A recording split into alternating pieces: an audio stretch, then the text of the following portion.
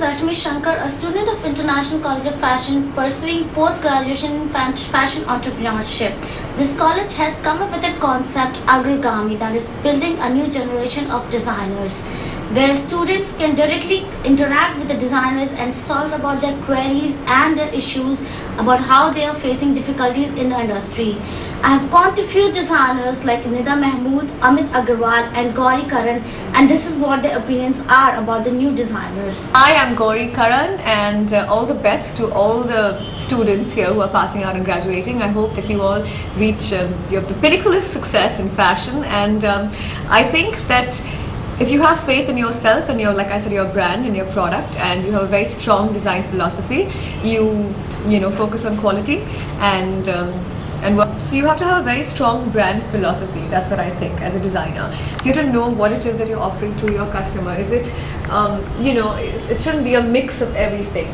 So then it makes your brand identifiable, and I think that automatically leads to a lot of acceptance, a lot of, you know, you people recognize it, and at that, then you wouldn't have a problem selling from any of the stores. The best way to start, I would say, rather than investing in your own store, which is a huge investment, is there's so many stores in India like Kimaya, Onsom, Ogan, White, you know, Evoluzione. So there's all these stores are willing to take new designers because they're very open to something, to a product that's very to clothes and styles that are nice and fresh. The most important thing is wearability.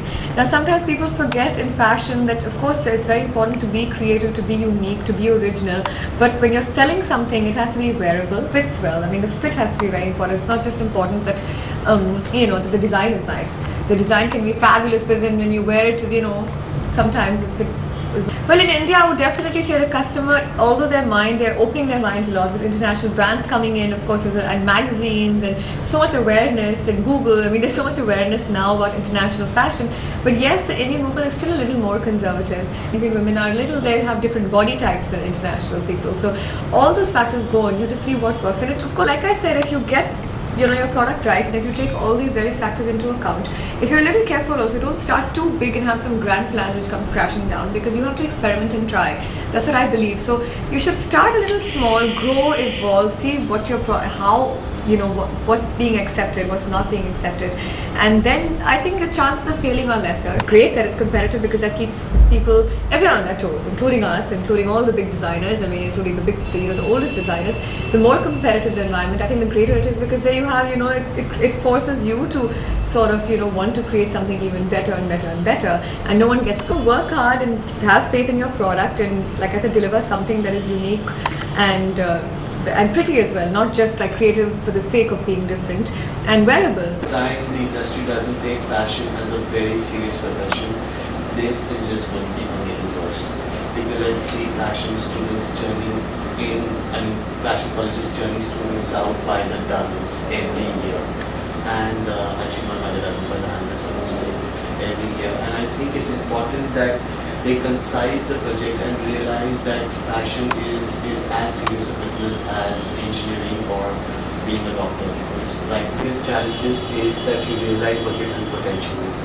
Because today every graduate who comes out of a fashion school wants to be a fashion designer, and we have a lot of surplus of people who want to be designers, but not equal number of people who want to manage a good fashion business, or probably merchandise a line, or probably do the right things that are needed to create a brand.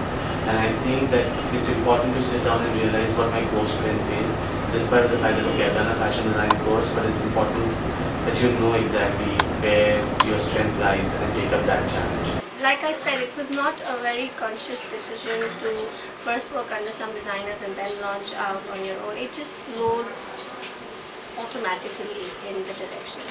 First of all, money. That's the most important part. And because I preferred not to take monetary help from my parents or anybody, or take a loan or whatever.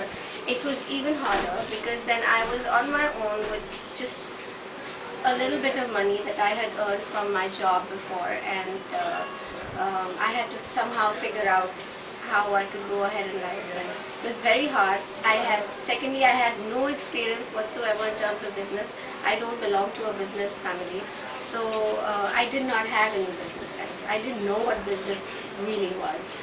So on the field, on the go, fell on my face, learned things, figured things out. Want to do something and you have a little bit of direction, you should understand what you really want to do.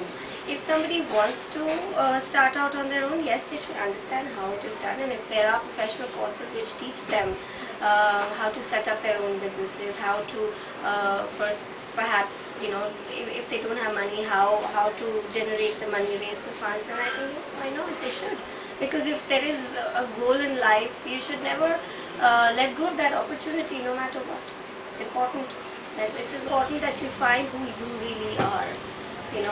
If you're able to create that individualistic style, it stays with you and people notice it, and that's how you're able to move ahead in life in terms of getting popularity. And 1,000 designers every year coming out of your own college, it doesn't make any sense, to just follow the herd. If somebody is interested in having their own label, then there has to be a lot more than to just want to do it out of peer pressure. It's not necessary to have your label, really. There can be so many other things that you can do. I would say you should not block your options by just saying, I want to have my label. Maybe you run an export house and you're very, very popular with that. Maybe you are get into styling. Maybe you can do so many other things. There are so many things that a designer can do.